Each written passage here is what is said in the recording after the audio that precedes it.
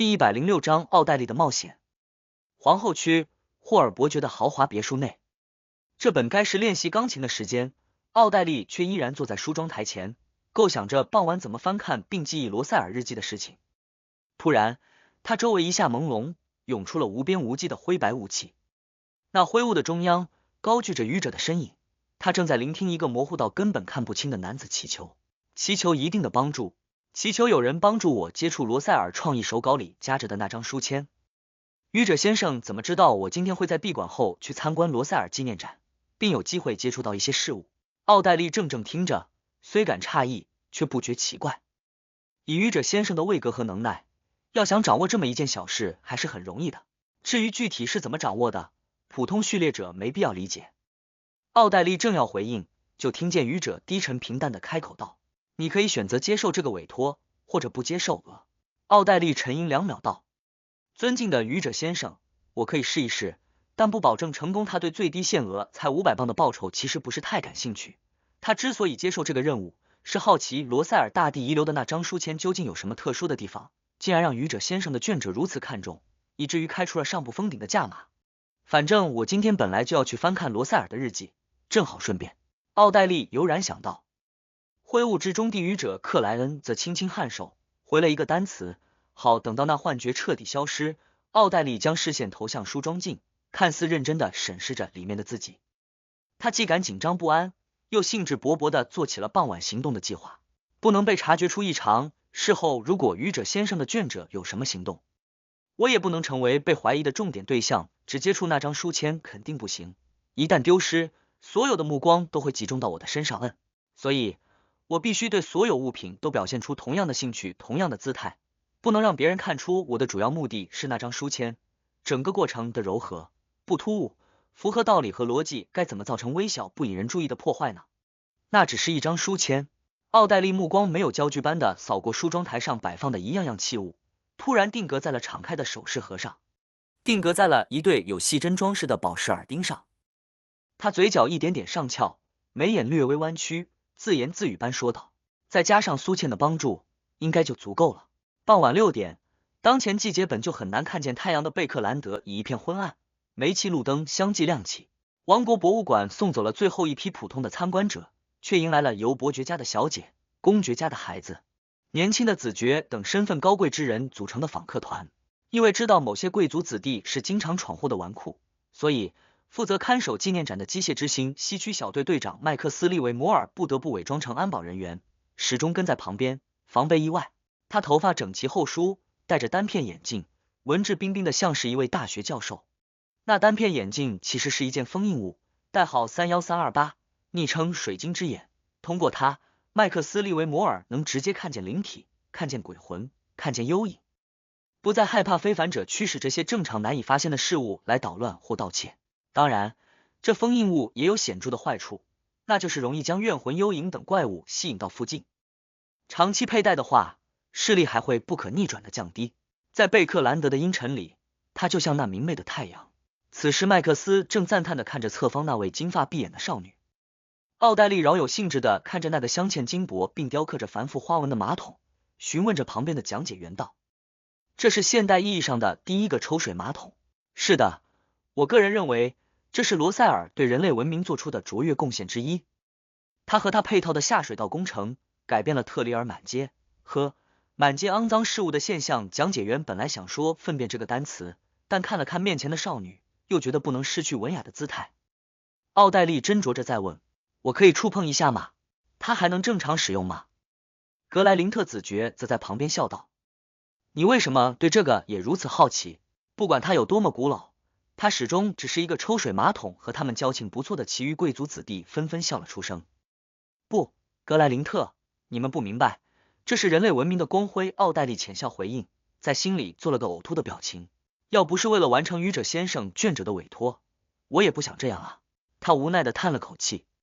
讲解员附和道：霍尔小姐说的非常好，人类文明的光辉不仅体现在大炮、火枪等改变了战争形势的武器上，还闪烁于我们生活的每个细节里。尊敬的小姐，我也不知道它还能不能正常使用，因为没人会去使用它。讲解员边说边看了眼麦克斯利维摩尔，得到肯定的颔首后，才继续道：你可以触碰一下，甚至打开水箱看一看里面的机械结构，但请务必小心。谢谢。奥黛丽看着安保人员打开玻璃墙，忙上前2步，伸出戴着白色薄纱手套的右掌，小心的摸了下抽水按钮。接着他缓步退后，微笑道：好了，就这样吧，我满足我的好奇心了，不能再伤害到他。他时刻记得自己这次的人设是天真好奇的少女。看完这里，他们进入了有罗塞尔日记的那个展厅。绕行半圈的介绍后，奥黛丽再次问道：我可以翻看下这本笔记吗？我们都对这种奇怪的符号很感兴趣。我听说超过一定年限的纸张，就连接触空气都会受到损害，更别提直接触碰了。应该不行吧？他眨了眨眼睛，让自己宛如宝石的漂亮眸子表现出了诚恳、渴望又略有点失落的情绪。讲解员又看了麦克斯利维摩尔一眼，等到对方回复后才笑道：教会采用了特殊的保存办法，让纸张能像前几年才生产出来的一样。而且就算没有这种办法，你们提出的要求我们都会尽量满足，只不过可能需要换一个环境，换一身衣物，并经过较为严格的流程。你可以翻一翻，但别太久，别用力。奥黛丽的眼眸顿时发亮，看得人移不开视线。诚恳道谢后，他和格莱林特子爵等神秘学爱好者一块打开玻璃罩，小心的翻动起那本笔记。奥黛丽努力记忆着，但因为那些符号太过复杂，短短时间内能记住的相当有限，加起来差不多有2页的内容吧，不知道有没有办法拓印一份。他思绪发散开来，将位置让给了外围的同伴。就这样，他每个展厅都提出了要仔细欣赏某件事物的请求，并且基本得到了满足。走走停停，他们来到了那个复原的书房内。奥黛丽保持着先前那种状态，时不时提上几个问题，充分表现出了自身的好奇心。等到讲解员介绍创意手稿的时候，他眼眸晶亮的开口了：我能翻一翻吗？我想看一看大发明家罗塞尔的手稿具体是什么样子，包含了哪些奇思妙想。没有问题，美丽的霍尔小姐，尊敬的格莱林特子爵，你们都可以翻一翻。如果你们之中有哪位是教会的虔诚信徒，甚至还能申请到一册拓印本。讲解员根据麦克斯的暗示回答道。身为女神的信徒，奥黛丽只能以浅笑回应，不方便开口说话。与此同时，她假作撩发，伸掌摸了摸自己的右耳，悄然取下了那枚耳钉。紧接着，笼罩书桌的玻璃被打开了，奥黛丽上前一步，按住手稿，故作不经意地抽出了那张书签，并随意翻了一页。就在这时，得到他暗示的苏茜在另一个方向突然叫了出声：汪汪汪！众人的目光当即被吸引了过去，奥黛丽则垂下手臂，用掌心的那枚耳钉刺向握着的书签，并于心里默念着海盗王这个词组，一遍赫密斯语，一遍古赫密斯语。尖锐的细针般的装饰触及了书签表面，他刚要深入进去，穿透到另一面，奥黛丽顿时就感受到了强烈而虚幻的阻力，不正常的阻力。这阻力一闪而逝，细针戳出了一点小印子，险些刺穿过去。真的有反应，真的有古怪。奥黛丽眸光一凝，没敢再试，将手抬了起来，把书签放到了桌面上。接着他望向苏茜，镇定地吩咐女仆安妮道：你带她去盥洗室。是。小姐安妮忙领着苏茜离开了这个展厅。趁此机会，奥黛丽将手里的耳钉丢到了地上，随即偏头望去道：不好意思，我耳钉掉了。另外的女仆忙靠拢过来，拾起耳钉帮她戴上。这个插曲转瞬而逝，众人的注意力又回到了手稿上。等到他们大致翻看了一遍，安保人员麦克斯利维摩尔忙将书签加入，重新合拢了玻璃罩。接下来的几个展厅里，奥黛丽依然兴趣浓厚，就像之前一样，没表现出任何异常。等到离开博物馆，回到家里，他才找机会诵念出愚者的尊名，报告了事情的结果。我按照您卷者的要求，损伤了那张书签一点，他有不正常的反应。第107章行动。有不正常的反应，看来真的是亵渎之牌。得到回复，进入灰雾之上的克莱恩先是一喜，旋即莫名惊叹：正义小姐的效率也太高了吧！我下午才委托任务，她这傍晚就验证完毕了，而且这已经明显过了王国博物馆的闭馆时间。独行者也肯定是没有潜入类非凡能力的，他家的权势恐怕比我想象的还要大。还好验证没出奇怪的现象，要不然只能让正义小姐装无辜，把牌给上交了，而这说明我和宝物无缘。没有什么事情是100%有把握的。思绪闪动间，克莱恩又听见了正义小姐后续的问题：愚者先生，那张书签究竟藏着什么秘密？如果您的卷者不愿意给予答案，就当我没有问，当然是藏着一张亵渎之牌的秘密。克莱恩欣喜的无声感慨了一句，仔细想了想，他决定等亵渎之牌到手再回应正义小姐，免得他太过震惊，表现出异常，让自身的行动受到不好的影响。克莱恩没急着返回现实世界，就那样坐在寂静空旷的古老宫殿内，思考起什么时候行动和怎样行动的问题。正义小姐对那张书签造成了一点损伤，不知道后续会不会被人发现，或者那张书签会因此慢慢表现出不同寻常的地方，吸引来关注的目光，所以不能拖延，不能等待，最好今晚就动手。各种想法翻滚沸腾了一阵后，克莱恩逐渐有了决定。紧接着，他根据上午观察的结果，具现出了王国博物馆1楼的布局图和周围的大致环境。望着这张图纸，克莱恩推演起不同的行动方案，很快确立了一个相对稳妥的计划。最后，他再次做了占卜，确认危险程度。见没什么变化后，他回到现实世界，开始做各种准备。克莱恩原本想的是以自己回应自己的方式，画出记忆里的图案，伪造一张相似的书签，等潜入之后进行替换，确保此事很长一段时间内没人察觉，没人知晓。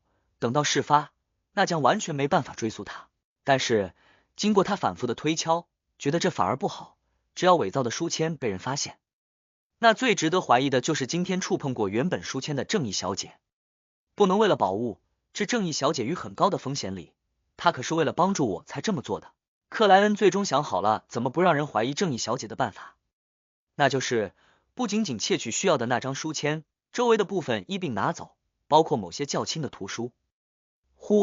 做好准备的克莱恩拿出金壳怀表，按开看了一眼，耐心等待着9点之后凌晨之前那段时间。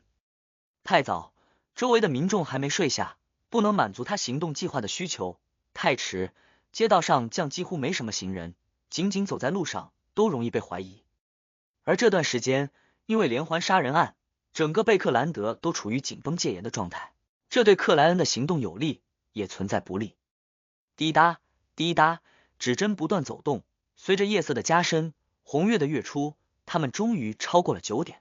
克莱恩揣好万能钥匙等物，拿上手杖，先是去了东区改换装束，接着分几次乘坐出租马车，抵达了距离西区国王大道有不短路程的地方。而这个时候，时间已过去了1个小时03刻钟。他最初的计划其实不是这样，他想的是用自己召唤自己，自己回应自己的方式，变成灵体状态，依靠极快的速度飞越乔伍德区到西区的路程，然后潜入王国博物馆，借助那种特殊让人无法察觉的得手。不过他最终放弃了这个方案，因为有潜在的很高的风险。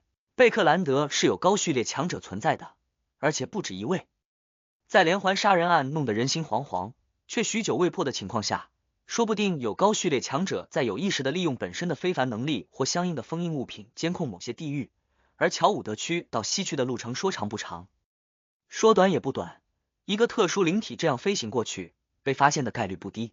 这不能因为占卜结果说有一定危险但不是很高就彻底忽略掉，因为占卜得到的基本不是直观的答案，而是需要解读的启示。也就是说，有一定危险但不是很高的结果需要前提，那就是自身做出了相对较好的选择。所以克莱恩谨慎为上，修改了最初的计划，但保留了核心意思。国王大道2号王国博物馆多边形4坡屋顶之上，分别站了4位穿了制大衣的安保人员，他们忍耐着深秋夜晚的寒风，认真地审视着各自对应的方向。一旦有人靠近博物馆，哪怕借助树木和房屋阴影的遮掩，也很难瞒过他们的眼睛。仅仅从这个布置就能看得出来，接下这次委托的安保公司非常专业。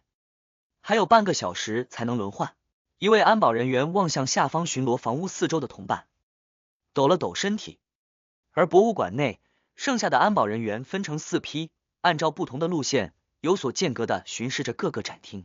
存放罗塞尔日记的那个展厅内，机械之星小队队长麦克斯·利维摩尔戴着那可以直接看见怨魂、幽影等灵体类怪物的单片眼镜，提着马灯，来回做着检查，时而出去一趟，到别的地方确认状况。他的2位下属则始终待在小厅内，待在罗塞尔日记的旁边。但那个玻璃展柜上还额外放了一样物品，那是一堆色彩斑斓的积木，它们拼成了博物馆1楼的微缩图景。这同样是一件封印物品，只要那些可以变形的积木拼成对应的建筑，就能和真实事物建立起联系。一旦有人闯入，它的上面立刻就会有缩小的反应。当然，这种对应有不少限制，隔得太远不行，他所拥有的积木数量不够拼凑也不行。而身处里面的人和物，没有外在的帮助，几乎无法离开。队长，你说真的会有人来偷这本笔记吗？完全看不懂啊！一位队员见麦克斯提着马灯回来，闲着无聊地问了一句。麦克斯笑笑道，有些人对罗塞尔的崇拜非常狂热，不是你能够理解的。他们有的认为自己可以破解，只是需要更多的参考，有的则相信那些符号本身就蕴含着神秘力量，只要找出正确的组合方式，他们就将获得非凡之力。以前的展览里时不时就会抓到这样的罪犯，所以我们才不把笔记收走，放入封印之地，这是等待有家伙来自首啊。另外一位队员有所恍然地问道。麦克斯点头道，送到面前的功勋谁不想要？国王大道18号，靠近十字街口的那栋建筑物外面，克莱恩沿着阴影和有遮蔽的地方，时不时使用下万能钥匙走直线，终于抵达了这里。他再次拿出那枚形制古朴的黄铜色泽钥匙，对准厨房的大门，无声拧动了一下。难以察觉的水波晃动间，克莱恩进入了里面，一路见门穿门，见墙穿墙，没惊动任何人的找到了一间储物室。这把万能钥匙真的很实用啊，只是前面2位主人都迷路，迷到了危险的地方，让人不敢一直随身携带。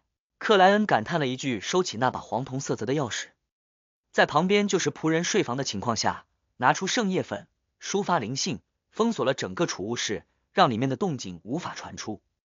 然后他掏出一根蜡烛，摆放于正前方的箱子上。啪！他打了个响指，让指尖冒出淡蓝色的灵性火焰。烛蕊被点燃后，他按照仪式魔法的流程自己召唤自己，并到灰雾之上自己响应自己。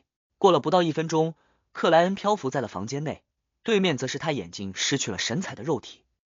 熟悉了下这种感觉后，他包裹住古老精致的阿兹克铜哨，让灵体变得稳固，变得强大，让房间内有阴冷之风开始徘徊打旋。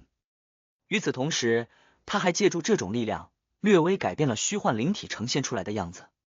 石莲孔之上似乎涂了层油彩。做完这一切，克莱恩拿上一盒街边随意买的长剑火柴，在灵性之墙上切割出一道透明的门，借此走了出去。行动！他无声给自己鼓了下气，就像真正的鬼魂般，穿过了一户又一户的居民住宅，顺利抵达了王国博物馆的外围。无需开启灵视，这种状态下的他能清楚地看见每一位安保人员，他们的气场和情绪颜色毫无保留地出卖了他们。找到枯黄凋零的草坪和正对着展厅窗户的铁黑色灯杆，克莱恩没有仗着普通人无法看见他的优势，大摇大摆地过去，而是循着阴影，循着难以被注视到的路线，穿过树雕，穿过阻碍，小心翼翼地抵达了目的地。贴住了墙壁，他不敢保证那些安保人员里面没有混入一位机械之星小队的成员。而此时此刻，屋顶上认真审视着各自负责区域的4位安保人员，就像真正的盲人，什么也没能发现。克莱恩没直接进入展厅，这既是因为他的灵感和直觉告诉他，博物馆一层被神秘的力量笼罩着，也由于他无法确认里面有没有非凡者，他按照预定的计划绕到了另外一边，绕到了更靠近罗塞尔日记所在展厅的一处盥洗室外面，将随身携带的那盒火柴从通风口丢了进去。紧接着他飞了起来，飞入了2楼。第108章大变活人。放着罗塞尔日记的那个展厅内，2位机械之星小队的队员突然听见了啪嗒一声动静，他们同时侧头望向了玻璃展柜上那积木拼出般的封印物。那按比例缩小的博物馆1楼模型内，有个灰点正在不断闪烁。最近的那间盥洗室内多了个无生命的物品，其中一位队员做出了明确的判断，另一位队员略微放松了一点，皱起眉头，用猜测的口吻说道：风刮进来的枯叶。有可能最先开口的那位队员点了下脑袋道：等等，让路过的安保人员去检查一遍，确认情况。队长让我们守在这里，不管发生什么事情都不要离开，尤其不能单独一个人离开，要是遇到最紧急的情况，他们可以携带罗塞尔笔记一起撤离。好，他的同伴对此没有异议。博物馆2楼的办公区域里，克莱恩就像漂浮的游魂，穿过了一面又一面墙壁，向着复原书房的正上方飞去。不过他没有飞得太快，一直感应着楼下的火种，计算着距离。当2点之间直线长度接近30米时，他抬起虚幻透明的右手，无声打了个响指。1楼的盥洗室内，那盒火柴陡地爆开，发出一道不大的轰隆之声。紧接着，赤红的焰流窜起，点燃了纸巾，点燃了盆栽，点燃了木质结构的隔离门。这熊熊烈火暂时未蔓延开来，但声势足够的惊人。身在附近，听到声音的安保人员立刻向着那个位置赶去，而监控着1楼全部情况的展厅内，2位机械之星小队队员也同时看见了模型内的火苗，下意识就要赶去那里。这既是尝试灭火，也是准备抓捕制造混乱者。但是他们刚跑了2步就停了下来，同时记起了队长的吩咐，不管发生什么情况，都不要离开这座展厅，离开罗塞尔笔记。他们彼此对视了一眼，戒备地望向展厅的2个入口，悄然拿出了属于自身的非凡武器。作为蒸汽与机械之神教会的非凡者，他们从来不缺装备。这时正提着马灯巡视1楼不同展厅的麦克斯·利维摩尔也察觉到了动静，想都没想就往着罗塞尔笔记所在的展厅方向赶去。确保物品安全的优先级是高于抓住潜入者的，而且麦克斯相信，不管对方有什么目的，只要进了这个被封印物影响着的房屋1层，进了各个展厅，就没那么容易离开了。如果外面缺乏帮手，那个潜入者甚至将被困死在这里，而即使有帮手，也得花费不短的时间来破除效果。一旦进来，就是踩中陷阱的猎物。麦克斯·利维摩尔飞快奔跑，通过了1个展厅，终于看见了2位同伴的身影。而这个时候，博物馆2楼的克莱恩已根据记忆里的布局图，穿透门与墙，来到了复原书房的正上方位置。他没急着展开后续行动，而是先俯视了下方一眼。因为那石板相对较厚，克莱恩没能模糊确认下面是否存在气场和情绪颜色，只能张开双臂向前倒下，无声无息地趴到了地面上。他虚幻透明的身影迅速模糊，融入了地板里。1楼那悬挂着巨大水晶吊灯的天花板上，忽然凸显出了一张近乎无形的隐隐约约的人脸。这诡异的人脸俯视着展厅，眼珠不断转动，将该片区域各个角落的场景尽数收纳入了视线里。没有非凡者，没有安保人员。克莱恩嘟囔了一句，整道身影一下穿透天花板，半飞行半速降的落到了笼罩着玻璃的罗塞尔书桌前。他扫了一眼，没有犹豫的同时伸出了2只手，分别抓向创意手稿内的书签和那张宛若小孩涂鸦般的书签。他这是预防有强大的非凡者能用奇妙的手段回溯这里的场景，所以要展现出自身并不知道哪张书签有异常的情况，让调查者无法怀疑只触碰过1张书签的正义小姐。得到阿兹克铜哨加持的灵体略显之色的通过玻璃罩，稳稳拿住了那2张书签，然后将它们包裹于了灵体内。做完这一步，克莱恩内心大定，不再有明显的忐忑和紧绷。他再一次伸出双手，抓向别的书签。哇哇哇！响亮凄厉的婴儿呼喊声突然回荡于了展厅内，它是那样的虚幻，就像来自很远很远的地方。克莱恩的身体或得僵硬，如同湖水遭遇了超低温，一下出现了明显的冻结，处于灵体状态的他都仿佛被冻结了。哇哇哇！伴随那一阵又一阵婴儿哭声的是一道道黑色细缝，它们围在克莱恩四周，就像不连续的铁栅栏。仅仅瞬息，其中一道黑色细缝裂开了，里面是一个布满血丝的眼球，眼球的中央是一个幽深的瞳孔，那里有寸发般的白色小虫在不断的蠕动爬行。1只、2只、3只，那些黑色细缝相继打开，一个又一个的奇诡眼球凸显于了半空。它们密密麻麻，冷漠而无情地注视着克莱恩。随着他们的出现，四周的一切都凝固了下来，就连虚幻灵体都无法穿透。克莱恩甚至难以感应到灵界的存在，难以看见无穷高处那形状不同的道道透明身影，难以看见不同颜色的蕴藏着诸多知识的明净光华。你为什么只拿书签？一道柔和但不含感情的女性嗓音传入了克莱恩的耳朵。他僵立在原地，只见最前方有个分为2层，快抵住天花板的高大书架，那里有楼梯和通道环绕着一册册书籍，其中最顶端的阶梯上坐着道被黑暗遮掩住的身影。那身影穿着黑色皮靴的双脚垂了下来，靠住木质楼梯，悬于半空之中。我竟然完全没有察觉到他的存在。这是机械之星的强者吗？不，也许是高序列强者。念头一闪间，克莱恩没做回答，微眯起了眼睛。你为什么只拿书签？你从哪里知道要拿书签？那道身影再次问道，柔和里多了一点严厉。周围那一个个满是血丝的眼球迅速扩大，似乎要将整片空间全部占据。他话音未落，克莱恩涂抹着油彩般的脸上忽地露出一个大大的笑容。他虚幻近乎透明的身影瞬间消失，不知去了哪里。就连包裹在他灵体内的阿兹克铜哨和2张书签也随之不见。灰雾之上，巍峨宏伟的古老宫殿内，克莱恩的身影豁然浮现于斑驳长桌的最上首。他往后靠住椅背，轻笑了一声道：还好我早有准备，他的灵体状态不是本身的非凡能力，不来自于肉体与灵体的互相转换，这是自己召唤自己，自己响应自己仪式的产物。而这个仪式的力量源于灰雾之上这片神秘空间，源于它的特殊。所以克莱恩只要得手，根本不需要进行逃离的尝试，直接结束掉召唤，就能回到灰雾之上，然后再从这里瞬间回归现实世界中的肉体里。因为灰雾之上这片空间能隔断永恒烈阳、真实造物主等神灵的力量，所以克莱恩相信，没有神灵干扰的情况下，召唤的终止不会被打断。只要对方不第一时间杀死他的灵体，或者直接让他昏迷，克莱恩就有把握逃离。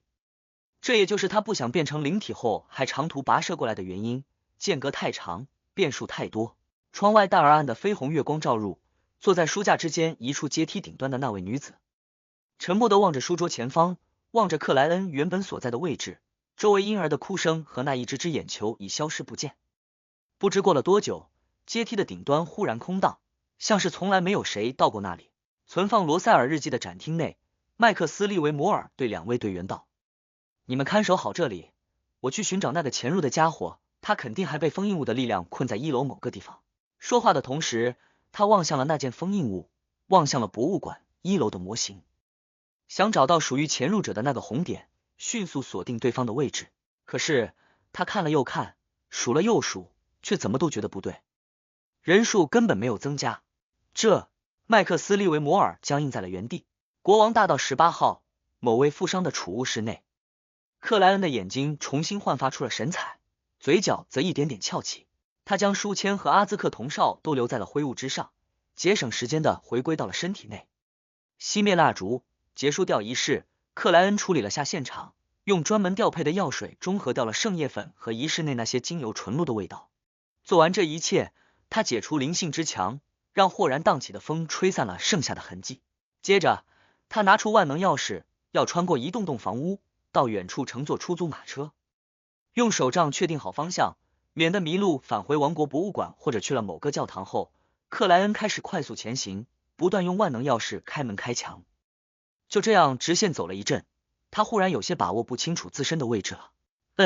在2栋房屋就出去，如果已经不在国王大道，就找一辆出租马车，或者再占卜一下。回家后立刻研究亵渎之牌。克莱恩迅速做出决定，将黄铜色泽、形制古朴的钥匙抵在了墙上，轻轻拧动，无形的水波荡开，他来到了联排别墅的隔壁栋。这时他鼻子抽了一下，闻到了强烈的血腥味道。克莱恩眉头一皱，抬眼望去，看见前方客厅里倒着位女士。那女士的表情满是痛苦，腹部有一个很大的伤口，里面的内脏似乎已全部不见。与此同时，克莱恩听见了和的声音。第109章刺激的夜晚，第12起。那个恶魔杀手。看到尸体听见声音的瞬间，克莱恩根根汗毛倒竖，知道自己遇见不好的事情了。他的视线内，客厅的装饰以明黄亮丽为主，茶几、沙发等事物没一点异常，只有那块地毯染上了鲜红的血液，并缓缓浸开。腹部伤口内空空荡荡的女尸侧方蹲着一条体型很大的黑狗，它嘴巴半张，露出一根根尖利锋锐让人发抖的白牙，而每根牙齿之上还生长着铁锈般的暗红痕迹，这似乎是长久啃食血肉却没经常清理的结果。此时此刻，那条大型黑狗的几根牙齿上还缠绕着血色的小肠，并有撕碎的生肉点点簇拥。他的脑袋移了过来，岩浆般的双眼映出了做工人打扮的克莱恩，映出了他有所伪装的脸庞。和大型黑狗的喉咙里发出了一声示威般的吼声。真的是动物，它是序列6的恶魔，快要晋升的恶魔。而我今天做的准备都不是针对它。克莱恩脑海内瞬间闪过了这么几个念头，豁然之间，那条黑狗的身体飞速膨胀，变成了足有2-3米高的怪物。它的背后，一对巨大的蝙蝠羽翼缓缓张开，耳朵旁边则有布满神秘花纹的羊角在生长。它湿润闪亮的毛发之内，跳跃出了朵朵赤红带蓝的火焰，浓烈的硫磺味道随之散溢开来。几乎是同时，克莱恩原地一蹬，不退反进的挥出了手杖，就像炮弹一样冲向了那只恶魔巨犬。撕啦！黑色的恶魔巨犬迅捷前扑，长着根根尖刺的狗爪挥出了残影，一下就拍到了克莱恩的身上。无声无息间，他的手爪穿透了那道身影，就像穿透空气。克莱恩的身影随之暗淡，迅速透明。这只是幻影，是克莱恩制造出来的幻觉。而这个时候，他本人已就地翻滚，靠近了凸肚窗，然后左手一按一撑，整个身体腾空而起，直直撞向了那扇玻璃。辨认出敌人是谁后，他就打定主意，立刻逃跑。那恶魔巨犬见状，岩浆般的眼睛顿时变亮，里面似乎有火焰在熊熊燃烧。他张开嘴巴，弥漫着恶臭的发出了一个满是污秽之意的单词，来源于恶魔语的单词死。噗！克莱恩的身体顿时停滞，心脏仿佛被无形之手狠狠攥住了。这凝固于半空的身影瞬间就变薄变淡，变成了一个剪裁粗糙的纸人，而这纸人之上染满了红锈，斑驳的红锈。哐当，咔嚓，难分先后的2声动静里，克莱恩的身影再现，撞破凸肚窗，扑向了外面石板铸就的阶檐，替身纸人则缓缓飘落，燃烧起了散发硫磺味道的火焰。恶魔巨犬低吼一声，猛然再扑，已是跃到了窗台上，而一团透着蓝色的赤红火球从他的口中飞了出来，轰向了敌人逃跑的道路。克莱恩刚一落地，当即又接了一个翻滚，那带着蓝色的赤红火球砸在旁边，却没有立刻爆炸，似乎被无形之力影响着，迟缓着。轰隆！等到克莱恩连滚带跃的逃出一段距离，那火球才膨胀炸开，碎裂了周围的石板。眼见恶魔巨犬要追击而来，克莱恩早有准备的张开了嘴巴，他扯着嗓子喊道：杀人了！救命了！杀人了！救命啊！这声音似乎被附加了特别的效果，在安静的夜里远远荡开，惊醒了整条街道的居民，传入了隔着2条街的巡逻者耳中。恶魔巨犬扑击的架势一下顿住，响了1秒后，他退回了房间内，开始收拾现场。而克莱恩狂奔的身影也在杀人啦救命啊的呼喊声里瞬间消失不见。旁边某栋房屋内，早被熄灭的壁炉内，残余的木炭豁然重燃，并腾起了夸张的火焰。克莱恩就像在表演魔术般，闪现在了这团火焰里，轻轻一跃，便拿着手杖跳了出来。然后他利用万能钥匙，玉门开门，逢墙穿墙，往着另一个方向快速逃遁。呼，这种时候，没有非凡之力的呼救，可比靠砰砰砰的模拟发音开枪有用多了。克莱恩边感叹边拿出一瓶安曼达纯露，滴了几滴在身上。因为那恶魔的原本种族是狗类，所以他得提防对方的特殊能力里有闻气味追踪这一项。就这样一直穿到了另外的十字街口，克莱恩才停顿下来，打量四周。眼见这里较为安静，尚未受到什么影响，他忙走到街边，雇佣了一辆出租马车。等到马车在深夜里行驶出了很长一段距离，克莱恩才真正松了口气，知道那个恶魔不会追赶上来了。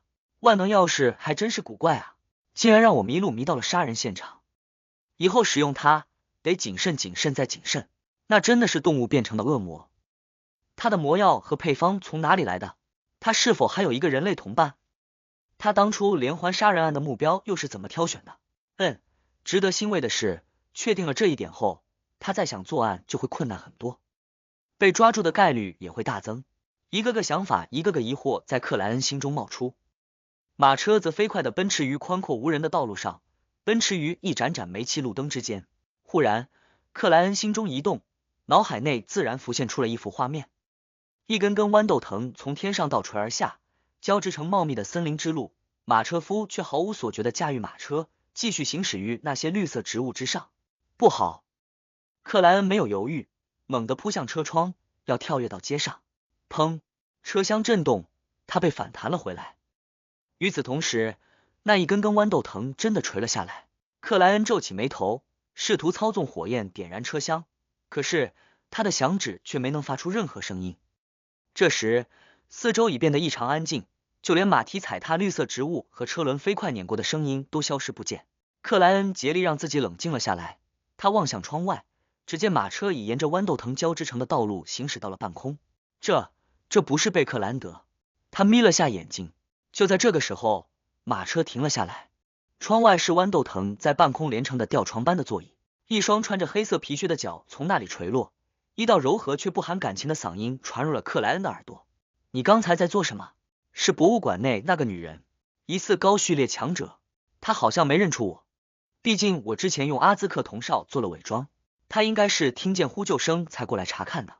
克莱恩的思绪在此刻变得异常活跃，他故意吞咽了口唾沫道：我是一名私家侦探，我和很多朋友一块在调查最近的连环杀人案。我有件叫做万能钥匙的神奇物品，可以开门穿墙，但会造成迷路。就是在这样的过程里，我直接撞上了案发现场，因为不是对手，只能边跑边喊救命。我说的每一句都是真话。克莱恩在心里默默补充道。他说完之后，外面短暂没有回应，可他却感觉有一道视线穿透了车厢，穿透了阻碍，直接在审视自己身上携带的物品。还好，我保险起见，把阿兹克铜哨和书签都留在了灰雾之上。此时此刻，克莱恩是如此的庆幸。谨慎和小心果然是有用的。那无法言喻的分外难熬的沉默后，柔和但不含感情的女声终于开口了。那把钥匙有一定的诅咒，非必须不要使用它。话音刚落，四周的一切豁然改变，什么豌豆藤，什么森林之路，什么通往半空的途径，全部消失不见。马车依然行驶在大街上，行驶在造型典雅的铁黑色煤气路灯之间。克莱恩一直提着心，直到马车抵达东区附近，他付出了8苏勒的车费。正常情况下，出租马车不会进东区任何街道，因为那很可能被抢劫。在黑棕榈街那个一居室内，克莱恩更换好衣物，直接睡下，没试图在凌晨之后返回明斯克街。第12起凶杀案出现，贝克兰德的状况肯定更加紧绷了，外面必然有各种盘查。他也没立刻去灰雾之上研究那张书签的秘密，表现的就像他刚才对神秘女子描述的那样，只是一个低序列的有些非凡能力的私家侦探。今晚还真是意外频现，相当刺激啊！我就偷个东西而已。大部分问题得怪万能钥匙。克莱恩自嘲了一句，很快进入了沉眠。第二天清晨，他呼吸着呛鼻且刺激喉咙的雾气，慢悠悠回到家里，顺便取了信报箱中的报纸和信件。开门之后，他随手摊开报纸一瞧，发现头版头条的标题不出意料：第12起恶魔再现，警方宣称已锁定凶手。至于王国博物馆展物被窃之事，只在不显眼的地方被提了一句，甚至没说被偷的是什么物品。与报纸一块送来的没邮票的信则是水费账单，需要克莱恩自己去缴纳。他瞄了一眼，就随手丢到茶几上，自身回到2楼烧水泡澡。等到水雾弥漫于浴室，他才抓住机会逆走4步进入灰雾之上。巍峨不变的古老宫殿内，克莱恩坐了下来，拿起了那张描绘有罗塞尔皇帝形象的书签。得到你真不容易啊！他轻轻摩挲那硬质表面，无声感叹了一句。第110章开启皱纹。从外表来看，那张书签没什么特别的地方。罗塞尔的肖像画在纪念展上随处可见，皇帝形象和仍然处于中年般的状态同样如此。克莱恩翻来覆去审视了几遍，找到了一个被戳出的细小印记，确认这就是正义小姐验证过的那张书签。他尝试着蔓延自己的灵性，慢慢灌注入内，结果就像对普通的物品一样，灵性只是流淌覆盖，并未渗透，也没能制造出任何异变。也是，罗塞尔的想法是寻找一个有缘人，不会专门限定为非凡者。克莱恩想了想，改用福萨克语低沉发音：海盗王。书签依旧没有反应。他又用古福萨克语、因蒂斯语、鲁恩语等试了试，可还是只能收获同样的结果。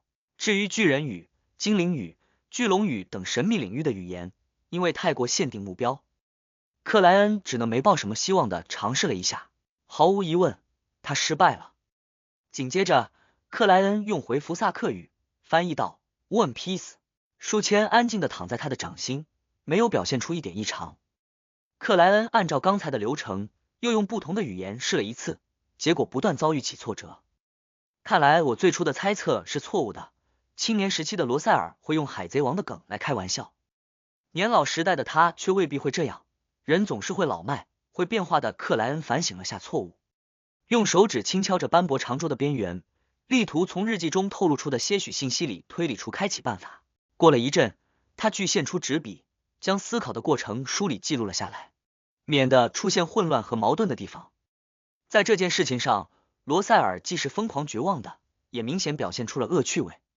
有缘者得知这个不符合当前世界语言习惯的描述就是证明，所以可以肯定的是，他当时真的想让某些人机缘巧合的发现亵渎之牌的特殊。既然是这样，开启的办法就不会太难以想象。日常生活里有出现的可能，罗塞尔需要的是偶然间的巧合，比如当拿着没有价值的书签，随口念出了一个特定的词汇时，那么恭喜你，你获得了奇遇。这很符合那种恶趣味。按照这个逻辑推断，不同的亵渎之牌应该有不同的开启咒文。只用一个单词就可以激发所有亵渎之牌，这种事情显然不是罗塞尔的风格。这张牌的开启咒文是什么呢？首先可以排除的是常用的、时刻会说的那些，还有制造亵渎之牌的时候，罗塞尔的状态是绝望的、疯狂的、不舍的、留恋的、挣扎的、愤怒的。可以试着带入这种心境，假装我是那个时候的罗塞尔，想象一下会设置什么开启办法。克莱恩停下钢笔，扮演起罗塞尔，试图找到灵感。他先用各国语言加古弗萨克语试了些咒骂和希冀方面的词语，可耻的收获了失败。紧接着，他揣摩起一位濒临绝境的强者最不舍、最留恋的会是什么。他的妻子马蒂尔达，这么风流的家伙，对原配应该没那么深的感情。他的孩子，长女贝尔纳代，长子夏尔，次子伯诺瓦。根据日记，最让他难以释怀的应该是他的女儿。可能成为神秘世界大人物的贝尔纳代。克莱恩停顿下来，吸了口气，准备做新的尝试。贝尔纳代，他用因蒂斯语念叨。书签毫无反应。克莱恩又相继改用了鲁恩语、高原语、福萨克语，可依然没能得到希望的结果。他叹息了一声，低沉着嗓音发出了对应的古福萨克语音节。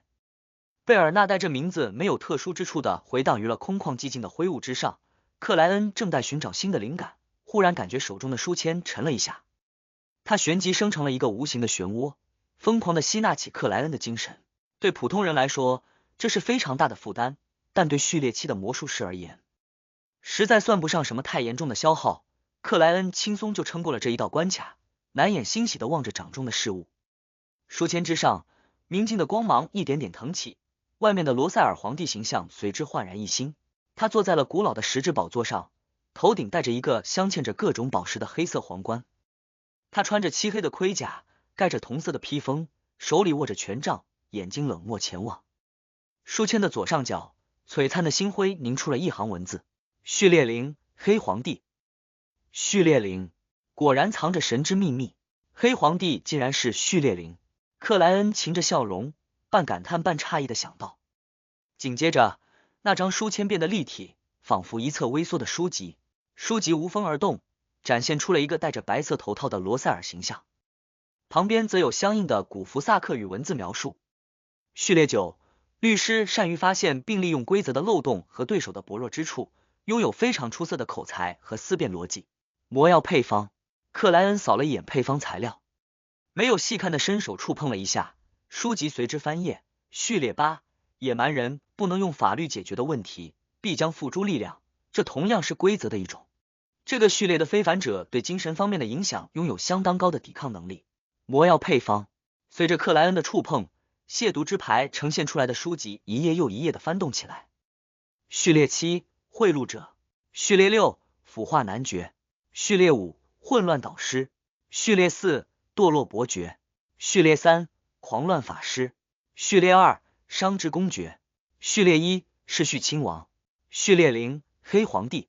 大致浏览了一遍后，克莱恩忍不住发出了一声感叹。这真的藏着成神的奥秘啊！难怪这个途径的非凡者到了高序列，会试着建立国度，会行走于大地之上，因为成神的仪式就要求这么做。要从序列1世序亲王晋升为黑皇帝，需要的仪式是拥有属于自己的国度，让自身的名字和皇帝这个称号联系在一起，成为民众的常识，并且还需要建立一套严密复杂但却有违正常情况的规则，包括建筑风格。接着，驱使民众秘密建立9座类似金字塔的陵寝，然后进入其中一座，在绝大部分民众都参与的散布于不同城市的相应祭祀仪式里，服食下序列灵的魔药。一旦晋升成功，在那9座秘密陵寝被全部摧毁前，黑皇帝不会真正死去，哪怕消亡，他也能从其中一座陵寝内苏醒归来。更为可怕的是，即使成功弑神，并破坏了全部9座陵寝，只要那位神灵建立的秩序还有一定数量的残存，那他同样有可能诡异复生。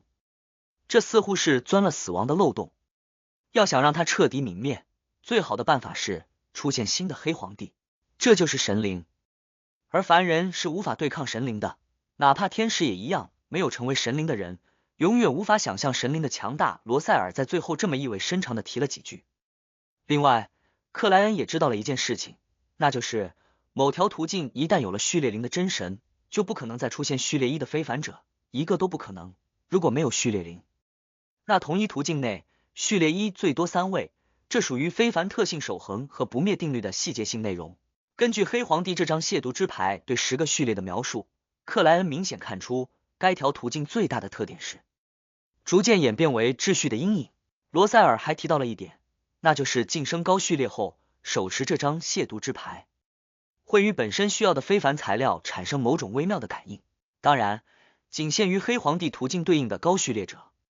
可惜啊，这对我没什么用处。克莱恩看着亵渎之牌重新变薄，化成一张扑克牌，但是他已不再伪装，表面就是坐在实质宝座上的罗塞尔，就是序列灵黑皇帝。克莱恩沉默几秒，无声感慨道，这张牌对我最大的作用就是拿配方换取需要的物品，其次是关于神灵和序列的一些知识，除此之外几乎没什么能派得上用场的地方。至少这样一来，作为塔罗会的首领，作为愚者，我不再是空壳了。我掌握了一条神之途径，不至于连个高序列的配方都拿不出来。我记得智慧之眼老先生组织的非凡聚会里，那位背后疑似有工匠的女士一直在求购野蛮人的魔药配方。思绪翻腾间，克莱恩又看了眼黑皇帝牌上的罗塞尔，忽然失笑道，他每个序列都使用了自己的形象，真是自恋啊。我忽然很好奇魔女途径对应的亵渎之牌会是什么样子。嘿嘿，收敛住各种想法，克莱恩破坏了下顺手取来的另外那张书签，发现它就只是一张普通的书签。做完这一切，他改变坐姿，靠住椅背，回应起正义小姐昨晚的祈求，低沉平淡的说道，那是一张罗塞尔制作的亵渎之牌。